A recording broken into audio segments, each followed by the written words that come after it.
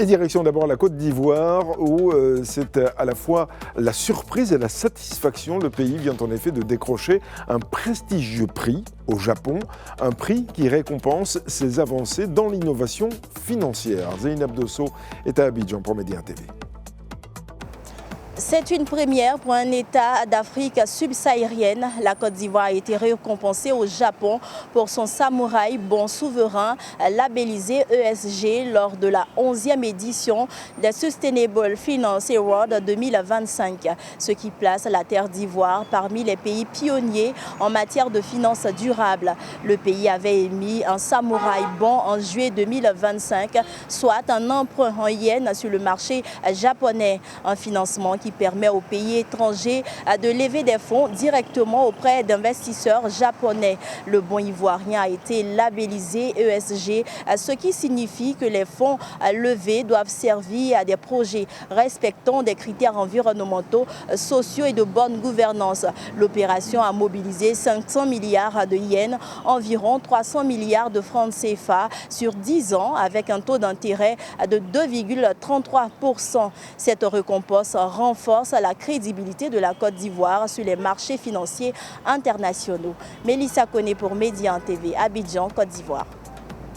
Et satisfaction également en Guinée, où semble s'opérer actuellement un tournant décisif. La Commission de l'Union africaine a en effet confirmé des progrès majeurs et annoncé la réintégration imminente du pays. Idrissa Cissé est à Conakry pour Média TV. Après son conseil de paix tenu à Addis Abeba, la capitale éthiopienne, l'organisation continentale a annoncé une décision historique pour la Guinée. Dans un communiqué, elle salue les avancées réalisées dans la mise en œuvre de la feuille de route de la transition en Guinée, un pas décisif vers la normalisation institutionnelle.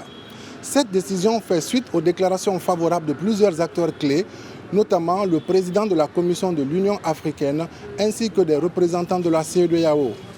C'est une reconnaissance continentale des efforts de la Guinée pour retrouver sa place au sein de l'organisation, un pas en avant vers la pleine réintégration.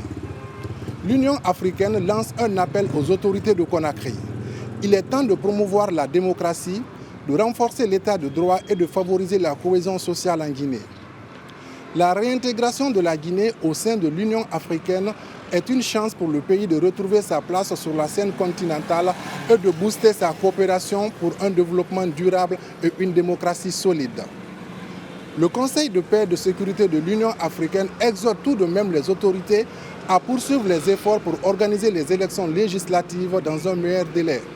Cela pour consolider la paix et faciliter un retour à l'ordre constitutionnel. Idrissa Cissé, Conakry pour Média TV.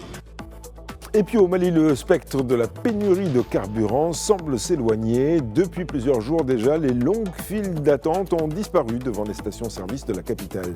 Mohamed Anyoko est à Bamako pour Média TV.